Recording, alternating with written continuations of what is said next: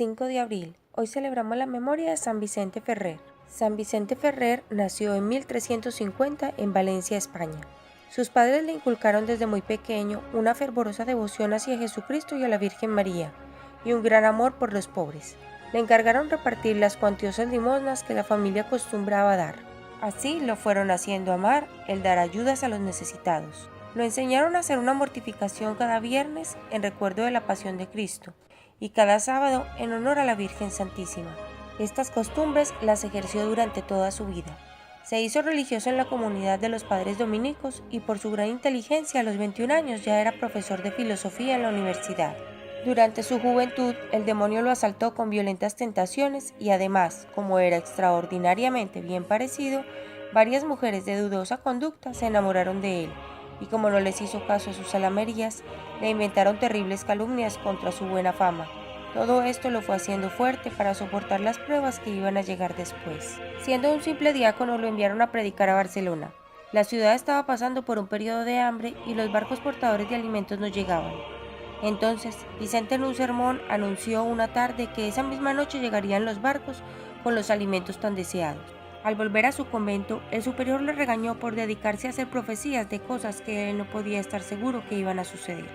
Pero esta noche llegaron los barcos, y al día siguiente el pueblo se dirigió hacia el convento a aclamar a Vicente el predicador. Los superiores tuvieron que trasladarlo a otra ciudad para evitar desórdenes. Vicente estaba muy angustiado porque la Iglesia Católica estaba dividida entre dos papas. De tanto afán se enfermó y estuvo a punto de morir. Pero una noche se le apareció nuestro Señor Jesucristo, acompañado de San Francisco y de Santo Domingo de Guzmán, y le dio la orden de dedicarse a predicar por ciudades, pueblos, campos y países. Y Vicente recuperó inmediatamente su salud. En adelante por 30 años, Vicente recorrió el norte de España y el sur de Francia, el norte de Italia y el país de Suiza, predicando incansablemente con enormes frutos espirituales. Los primeros convertidos fueron judíos y moros. Dicen que convirtió más de 10.000 judíos y otros tantos musulmanes o moros en España.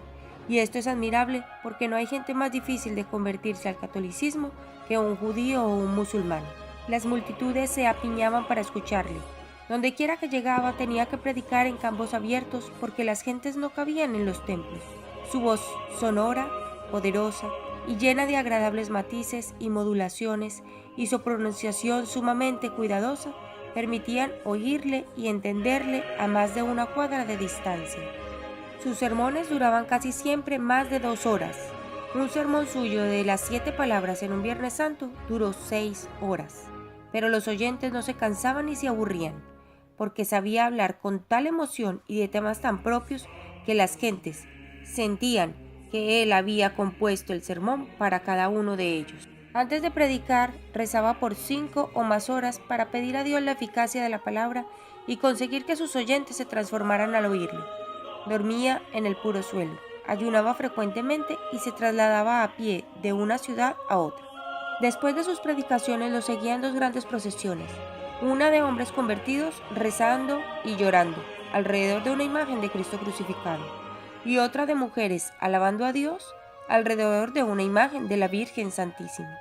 Estos 2 grupos lo acompañaban hasta el próximo pueblo a donde el santo iba a predicar y allí le ayudaban a organizar aquella misión y con su buen ejemplo conmovían a los demás. Como la gente se lanzaba hacia él para tocarlo y quitarle pedacitos de su hábito para llevarlos como reliquias, tenía que pasar por entre las multitudes rodeado de un grupo de hombres encerrándolo y protegiéndolo entre maderos y tablas.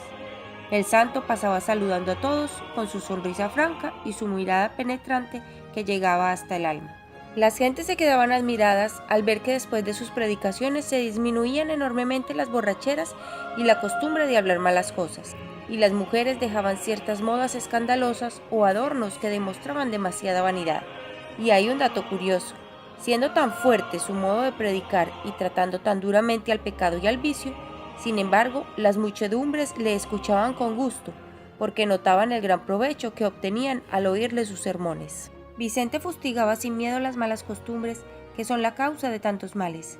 Invitaba incesantemente a recibir los santos sacramentos de la confesión y de la comunión. Hablaba de la sublimidad de la Santa Misa. Insistía en la grave obligación de cumplir los mandamientos, de santificar las fiestas. Insistía en la gravedad del pecado, en la proximidad de la muerte y en la severidad del juicio de Dios. También hablaba del cielo y del infierno que nos esperan.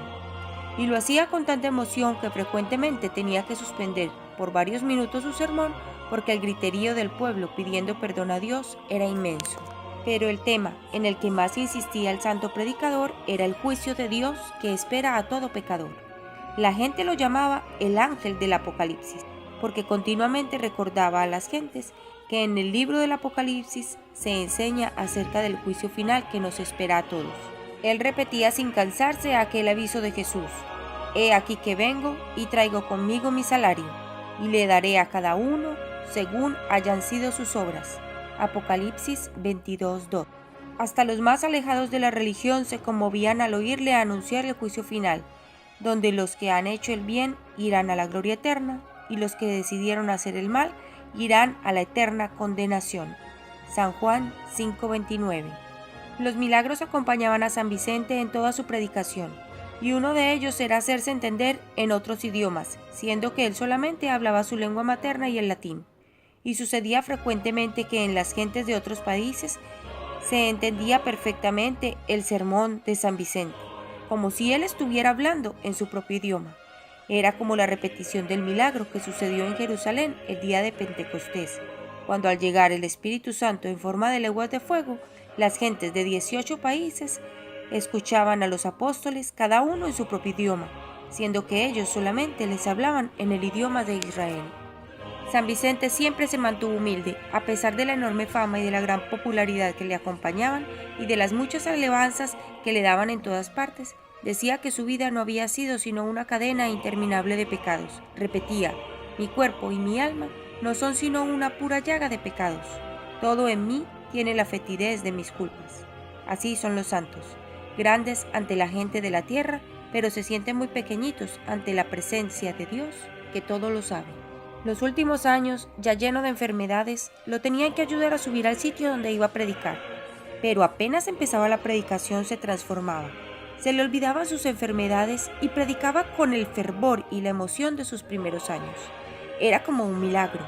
Durante el sermón no parecía viejo ni enfermo, sino lleno de juventud y de entusiasmo.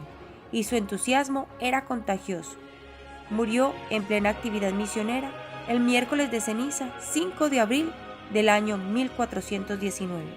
Fueron tantos sus milagros y tan grande su fama que el Papa lo declaró santo a los 36 años de haber muerto, en 1455.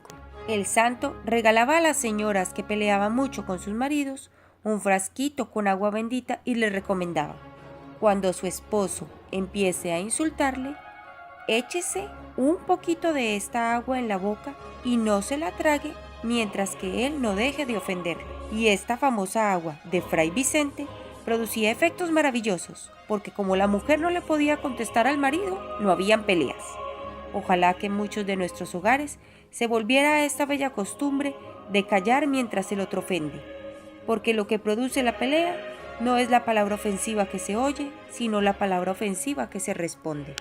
San Vicente de Ferrer intercede por nosotros.